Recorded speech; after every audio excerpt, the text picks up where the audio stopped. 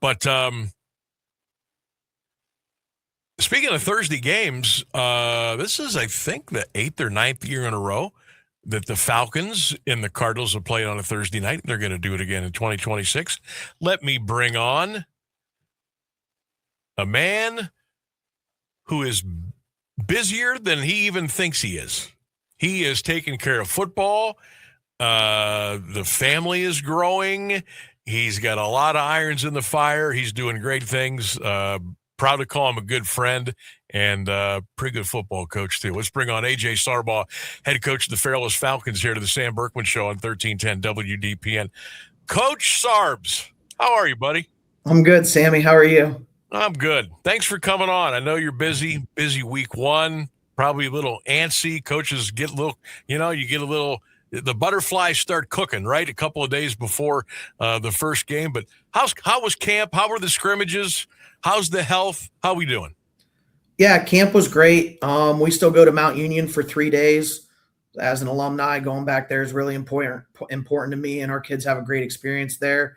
And then our 2 scrimmages I thought were really good. We scrimmaged Indian Valley, which I think everybody knows who Indian Valley is now. So Yep. We really get tested in that first one. Yep. And then our second scrimmage we had with Malvern, who has been really good the past few years. So we're probably as healthy as we can be this time of year. But I'm really happy with how June, July, and August have gone so far.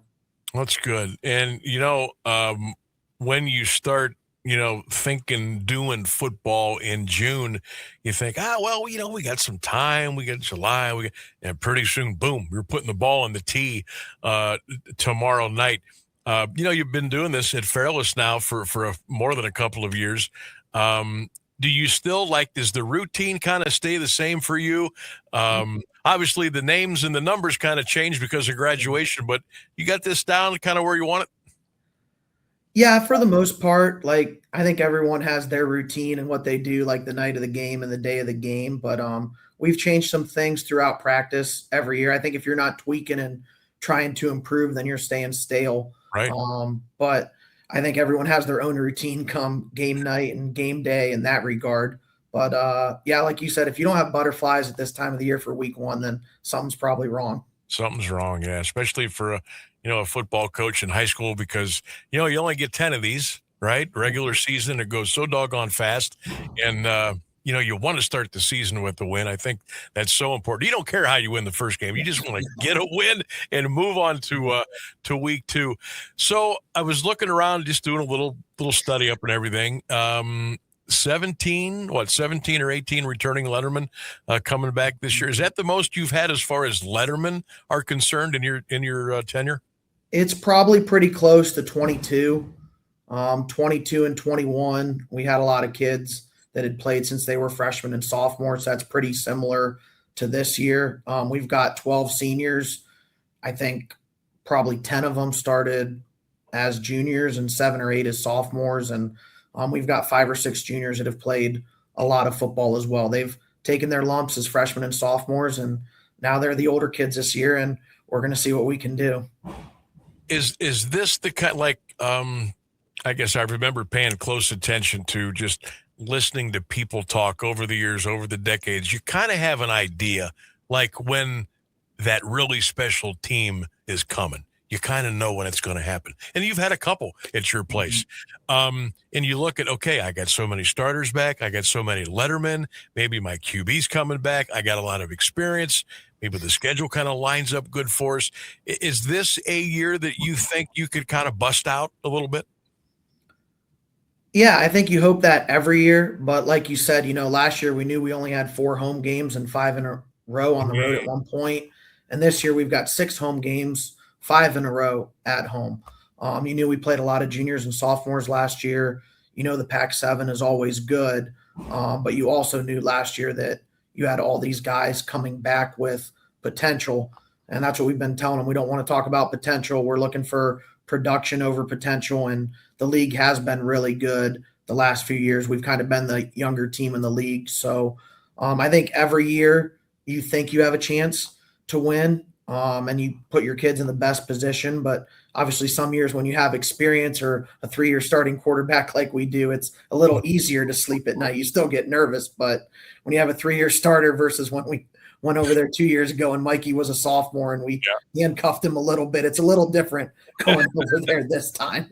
Now, you letting him go up there and just audible and do all kind of draw plays in the dirt and stuff like that? Or are you still trying to rein him in a little bit? He's not drawing plays in the dirt, but he has more freedom or responsibility than probably any quarterback I've given.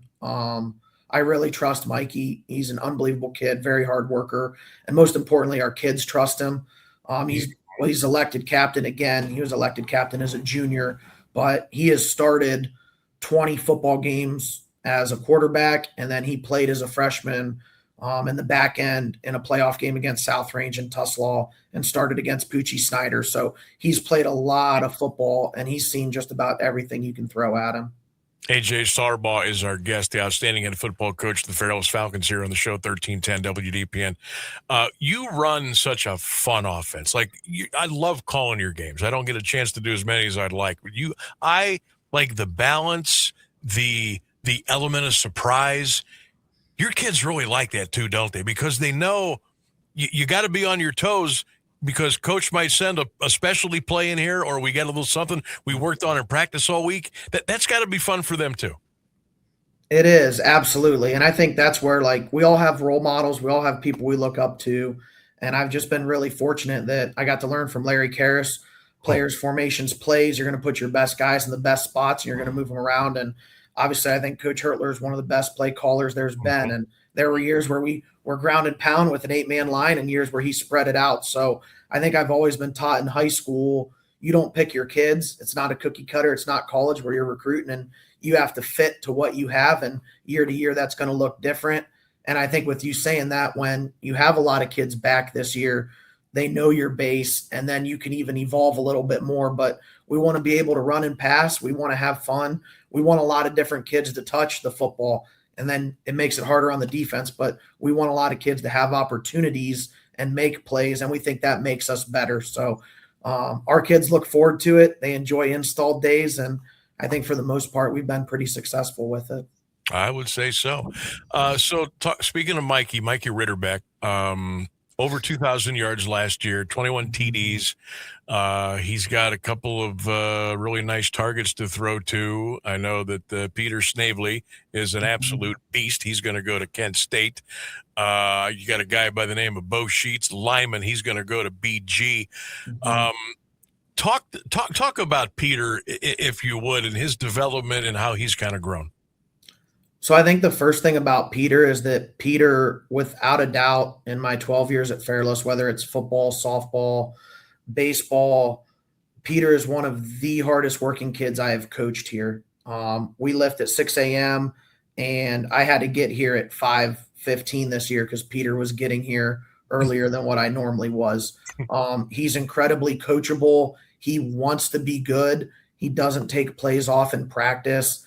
And everything he does, he tries to do to the best of his ability. So, and that's, I think, is a great role model for our young kids that, like you said, he's going to have an opportunity to go play Division I football, but there's a kid that works as hard as he can every single play. We try to move him around a lot on offense. Very smart person, player. So I think those are the intangibles that it starts with. He's hardworking, coachable, smart, and then obviously you can't teach 6'3", 220. No, and I mean, and people think, oh, gee, you got a D1 guy. You got what division are you this year, AJ? We are 5. We are the cutoff. If we had one less boy, we'd be 6. Oh, can't we finagle that somehow? Right? Come on, I know a guy. We can finagle it. Come on, Chris. I wish I'd have known that. So you're D5, but you got a guy going to Kent. You got a kid going to BG. It's not, I don't want to say it's uncommon, but that's neat where you can get like a handful of kids that have that height and that weight and that skill set. And that, I'm sure that makes your job a little bit easier, doesn't it?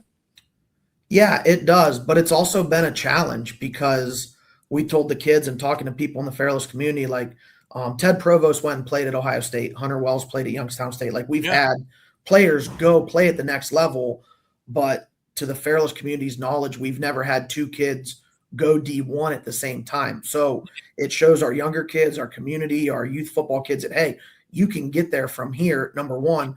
But number two, as we found out in the summer in scrimmages, like, hey, now you have a target on your back, where we would play people that had D1 kids. And, I think the opposing team always plays their best against those guys because they want to prove that I can play against this guy. Well, now it's role reversal. So we've talked about, how are you going to protect your teammates? How are you going to rise to the challenge? So it's also something that we've had to look at differently from inside our locker room. But it is all positive for, like you said, a school of our size. It's very uncommon to have two guys like that, but it's really cool for our program and school and community. Oh, no doubt. And you can build off of that, and then some of the youngsters in and around the area in the school district say, hey, look, I want to be that guy someday. And then they start working hard and talking to their friends, and how that's how that works. And especially, high school, I still believe, even though things have changed a little bit, I still believe the high school football is like it's the purest form of what it's supposed to be. And that's neat because, okay, you may have this situation this year in 2026, but moving forward, it may happen like more than it did in the past. And that's great for the program. Yeah, absolutely. And we told those guys, there are always eyes on you. And someone tomorrow is going to be at Sandy Valley that's never seen those guys play, and they'll never go to a Fairless game again. So, like, when people leave, how are you going to be remembered? Like, were you first class? Did we play the right way with minimal penalties and play hard and be great teammates? Like, forget about all the other stuff, but did you play the game the right way and represent our school and community and program with first class? That's what we really talk about. AJ Sarbaugh is our guest, head football coach of the Fairless Falcons. We got the Cardinals and the Falcons on the call tomorrow night on Q92, beginning with the pregame at 6:45. Looking forward to that. You mentioned about your schedule.